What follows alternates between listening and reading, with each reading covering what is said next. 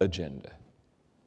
The secret of my success is determined by my daily agenda. In other words, what I do every day is either making me better or making me worse. It's either helping or it's hurting. The secret of my success is what I do every day. It's not a mystery. People so many times think success is intangible, and how will I know when I get it, and what is it? It's very simple. Let me explain it to you. By the way, I'm a communicator, not an educator. I have an education. I have 3 degrees, graduate degrees, so I have an education. But I'm not an educator. I'm a communicator. An educator takes something simple and makes it complicated. They can't help themselves. I speak at the great universities across America. I speak at leadership at West Point, the great academy in America. I speak at Notre Dame University, George Washington University. I speak at the universities, and I speak to educators all the time. But I'm not an educator. I have an education, but I'm not an educator, because educators take something simple and make it complicated. If you're not confused, they're not happy.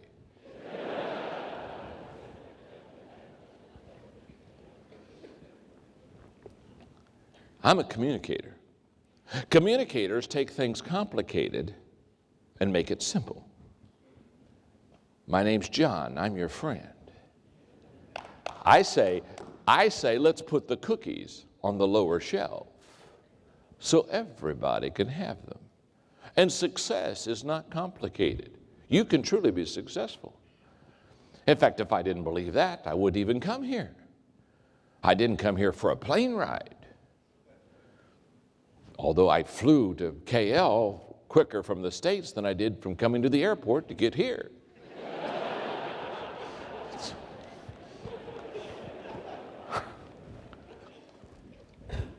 And I'm saying to you, the secret of your success is determined by your daily agenda. What you do every day. Let me explain it this way, okay? Here, it's just us. Let's talk, okay? Let's just talk. You see, if I went home with you, tomorrow, if I went home with you and I just hung around with you, I just spent the day with you, I don't have to say anything. In fact, I'll just be quiet. If I could just be with you from, 8 o'clock in the morning till 6 o'clock tomorrow night, 10 hours. If you and I went to dinner at a restaurant about 6:30, 7 o'clock tomorrow night, and you leaned across the restaurant table and asked me, John, do you think I have potential of being successful? If I just spent one day with you with about 85% accuracy, I could tell you what your odds of success are. Now, it's not because I'm brilliant. It's because the secret of your success is determined in your daily agenda. In other words, all I have to do is spend one day with you and watch you. And watching you will tell me everything I need to know about whether you're doing the right things or the wrong things. For example, if I spend a day with you tomorrow, I can tell by the end of the day if you have a good attitude. If you have a good attitude about yourself, if you have a good attitude about others, if you have a good attitude about your work, if you have a good attitude about what you think your mission in life is, if you have a good attitude about your family, I can in a day, in fact, it doesn't take me 10 hours to find out if you have a good attitude. I can usually discover that in 15 minutes. Because an attitude is an outward expression of an inward feeling. You can see an attitude without anybody even saying anything. Haven't you just watched some people and said, oh my goodness, oh. Have you ever been on an elevator? Somebody got an elevator and you just looked at them and you go, whoa, it's going to rain. Huh? And you kind of get over in the corner and you just look at them and say, well, I'm glad I'm not going home with them.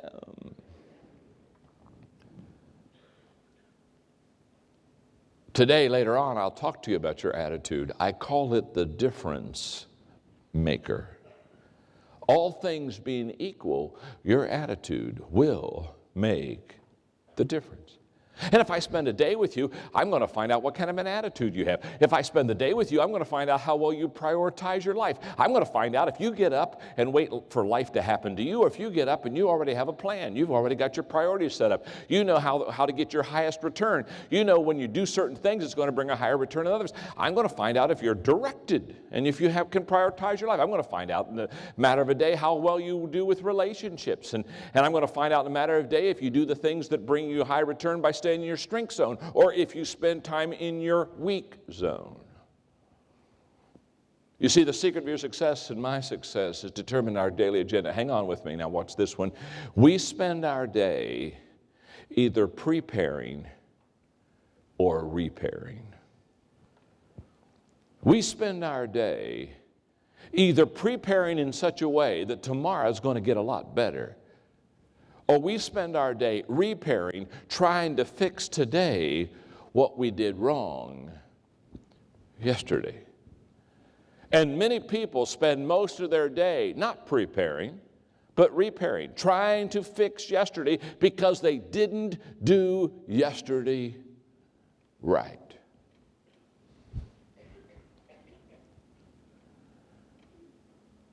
I would challenge you. I would challenge every one of you today. In fact, probably if I could deposit one thing into your life that would really help you to be a success, I would challenge you to every day have a plan for your growth. Every day, do something that's going to make you better. Every day, understand that success is not an accident. And if you're doing the right things, it's going to ensure that tomorrow will get better, just as if you're doing the wrong things, it's going to ensure that tomorrow will be worse. I would encourage every one of you to get a personal growth plan for their life. And I would encourage you in that personal growth plan to do three things. Read the right books. Spend time with the right people. And do the right things. If I read the right books, it gives me knowledge so that I can improve myself. I run into people all the time. They come up to me and they say, John, is it true that you write leadership books? I say, it's very true. And then they'll look at me and say, wow, if I ever become a leader, I'm going to read one of those books. And I always tell them, here's a thought, why don't you read one of those books and become a leader? See, if you read the right kind of books, it'll help you to know the right kind of things so that you can have the right kind of behavior. So it's the books you read. It's the people that you hang out with. It's the people that you spend time with. Every month I have what I call learning lunches, where I have a 2-hour lunch with somebody that's faster than me, bigger than me, smarter than me, had more experience than me. And I sit there and I don't even eat lunch. I buy their lunch and they eat the lunch. And I sit there with my legal pad and I ask them questions for the 2 hours to learn and to grow, because I know that I'm going to learn from them and I'm going to get better because of them. So I'm going to tell you, read the right books, hang around the right people, and learn to do the right thing. What's the right thing? The right thing is going to be based upon your values, and it's going to be based upon your strengths, what you do well. I will talk to you later today about staying in your strength zone, not in your weak zone. When you have right values and you know what your strength zone is, so you're in the area of your strength, not in the area of your weakness, that's when you get the highest return. Okay. How we doing? Before I go on, I got to ask you a question. Are you learning something? Huh? Talk to me. Are you learning something? Huh? Okay, no, that's all right. It's all right. It's too early to applaud yet. Okay. Roger took it all out of you when he introduced me. Now you're trying to recuperate and pull back and get your rest. So I understand that's no problem. But just a yes or no, I'm learning something. Look at your neighbor and tell him that. Say, I'm learning something. Go ahead and tell him that. Show him your notes. Show him your notes. Show him your notes. Huh? I'm learning something. Look right back at him and say, not enough yet. You're not there yet. You're not there yet. You're just starting to grow. We're learning together. Okay, success, I've said so far, is 2 things, haven't I, huh? What did I say success is? Number 1, knowing my purpose in life. Number 2, growing to my maximum potential. But there's one more thing. Thirdly, success is sowing seeds that benefit others. Success is living beyond yourself. Success is living for others. Success is trying not only to help yourself, but to make a difference in the lives of others. In fact, I think you cross the line from success to significance when you're doing something that adds value not only to yourself, but adds value to others. It's time for all of us to understand that we are to be a river in life, not a reservoir. And I think success means that I not only grow and I not only learn and I not only do well, but I think success is where I really truly am my brother's keeper, and I try to help them do well, and I try to help them learn, and I help them grow, and I bring people with me. I grow people. In the States, there's an expression. I'll be interested to find out if it's in Malaysia. The expression is always used in light of a leader saying it, but it's not a leadership expression. But people think it is. In the States, we have this expression that leaders will often say, "It's lonely at the top." Do you have that here?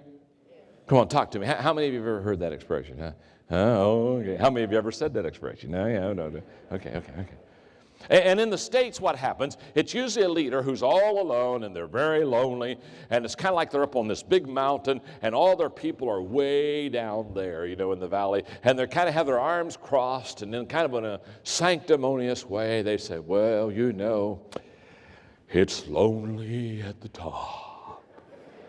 Oh, it's lonely up here. It's lonely at the top. If you're at the top, you're a lonely person." Let me tell you something. A leader never said that. Think about it. If you're at the top all alone, nobody's following you. Here's the thought. If you're at the top all alone, get off the top. Go down to where the people are and find the people.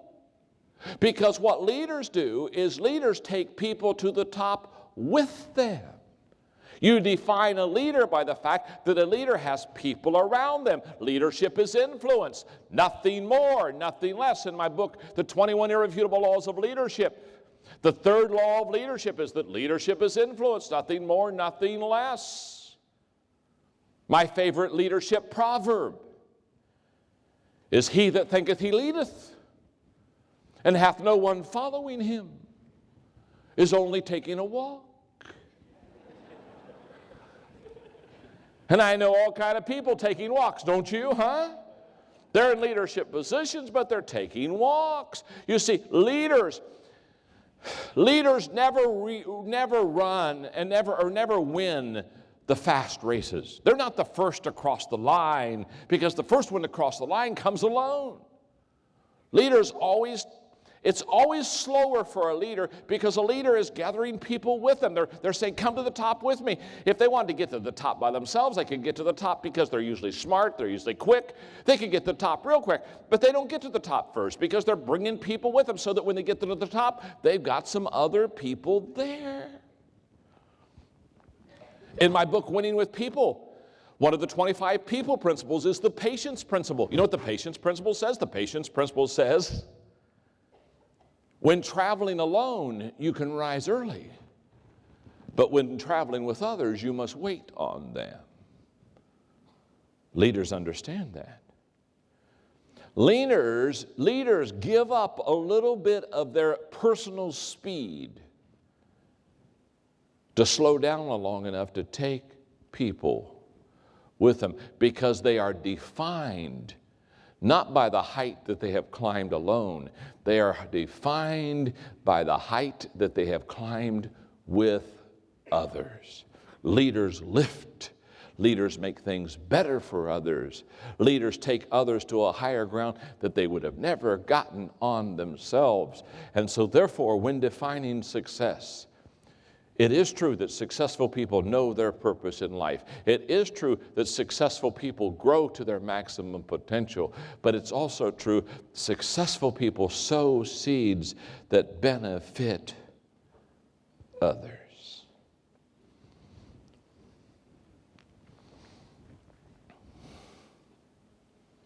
I have discovered that successful people do 4 things with excellence. And we'll spend almost the rest of this day on those 4 things. Because as I have been with them, if I have had experiences with them, as I have studied them, as I've studied the subject of success, I have discovered that successful people, they have different gifts, they have different skills, they have different opportunities, they're in different locations, they have different professions. There's a lot of things different about successful people, but successful people have 4 things in common.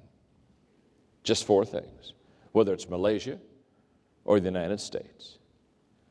I travel internationally 3 to 4 times every year and speak usually in 20 different countries.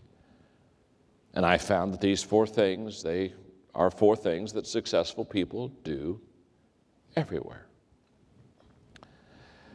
The first thing that successful people do very well is in the area of relationships. Successful people get along with people. They just do. Successful people get along with people. Now, let me let's get this thing straight here for a moment, because I can see some of you are starting to get alarmed because you're thinking successful people get along with people, and all of you right now are thinking of someone you don't get along with. So you're writing this down and you're saying, okay, John says successful people get along with people, and you're thinking, well, I do. Oh my. So let's just get it out in the air, okay? My name's John. I'm your friend. Okay? Let's just talk about it for a moment.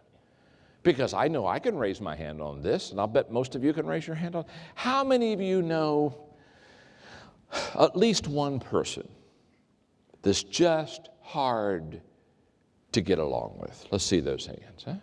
Thank you very much. Yeah. Boy, you got you got their picture in your mind right now, don't you? Oh, yeah.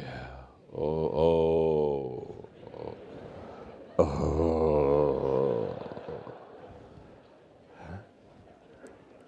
Now, let me ask you another question. See, we're becoming friends. Can you tell? We're talking. We're becoming friends. Let me ask you another question. How many of you are seated beside that person right now?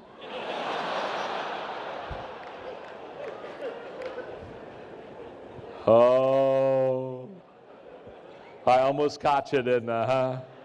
I almost caught you. You see, if you raised your hand on the first question, that's a relationship answer. But boy, if you raised your hand on the second question, that's an IQ issue. You know what I'm saying?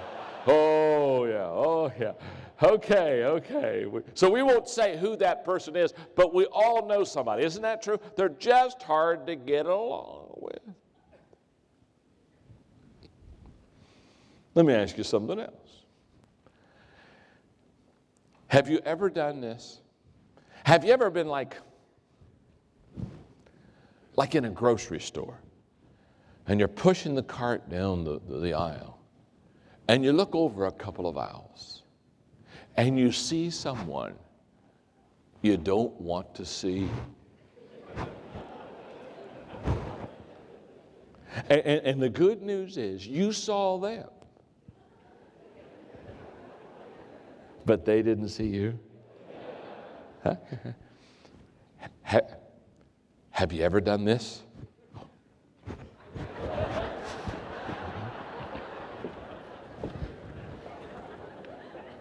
Have you ever hid from somebody at least one time in your life? Come on, talk to me. Yeah. Sure we have. The foundation of leadership is relationships. People won't go along with you if they can't get along with you. They're not going to go along with you if they can't get along with you. You're not going to... If somebody at work says, hey, I'll tell you what, let's take a weekend trip together, and you don't like them, you're not going to say, oh, happy day. No. See, I'm not going to go along with somebody I can't get along with. So here's what I want you to know. People that are successful in life, by and large, get along with people. I'm not saying that you're going to get along with everybody. There's a few people that are almost impossible to get along with. I wrote a book called Winning with People. It has 25 people principles in it. Okay? It's a book that helps you to understand people. The reason many people don't get along with people is because they don't understand them. So I wrote a book, and it's basically a book to help you to understand people. And I give 25 people principles in it. And one of the principles is what I call the Bob principle. The Bob principle says if Bob has a problem with everyone, Bob's the problem. Isn't that true? Aren't there some people that just can't get along with anyone? Now, they may not be Bob. They may be Bobetta. And I wrote a book to help people understand how to handle Bob and how to understand people. In fact, in Fortune magazine in the States, when I wrote the book, whenever I write books, I write 3 books a year, and I write 3 books at a time. And whenever I'm writing a book, I'm always asking myself the question, will there be a market for this? Are there people who really want to learn this subject that I'm teaching? And out of Fortune magazine, right when I was getting ready to have Winning with People, the relationship book, released, they put in Fortune magazine real resumes, people that were asking for jobs or writing for jobs, and they put real resumes in them. And when I read them, I thought, oh my goodness, I can't even imagine people being this bad. And these people were asking for jobs. Here's one. This is a real resume. This isn't a joke. Here's what a person really put on their resume when they were looking for a job. It's best for employers that I not work with people.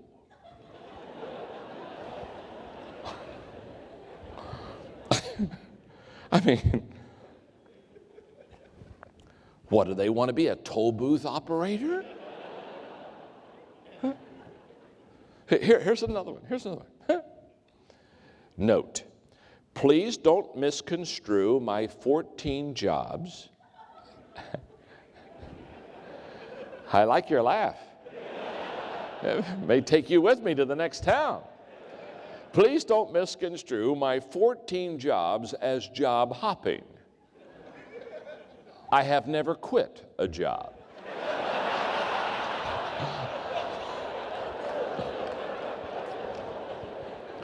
Now, there's somebody to hire, huh? There's somebody to hire. Oh, you've never quit a job? Oh, yeah, come on board, come on board. Here's another one. Boy, you're a good crowd, aren't you, huh? I think it was Roger's introduction, don't you? Huh? I mean, Roger just kind of got you all. You're just a good crowd. You're the smartest group I've talked to today. Okay.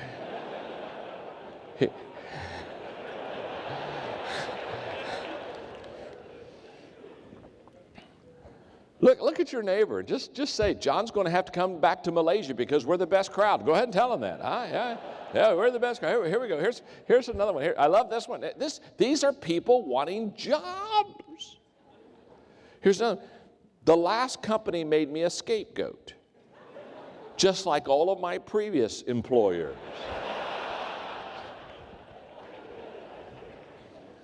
One more. I mean, I got a whole bunch of them up here. I mean, but we haven't got. Here's another one. References. None. I've left a path of destruction behind me.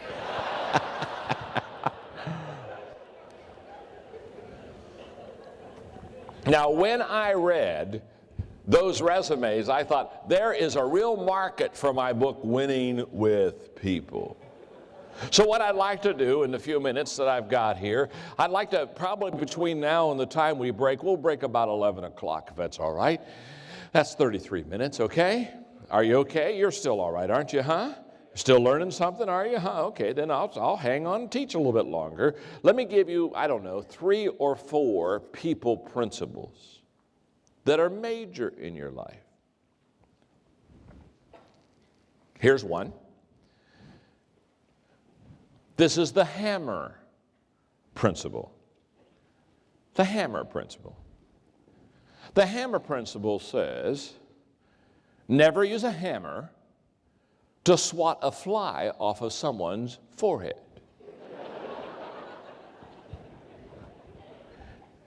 Can you understand me? Huh?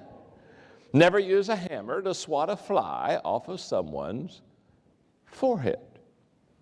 This is a relationship principle about overreacting. This is a principle that teaches us relationally that when somebody does something wrong to us or something doesn't settle well with us, that we have to be careful not to overreact. Because here's what happens. If you and I in relationships overreact to some kind of a difficulty in exchange with someone else, we will escalate the problem. Haven't you seen people who overreacted and now the problem isn't even as big as the overreaction to that problem? Oh my goodness.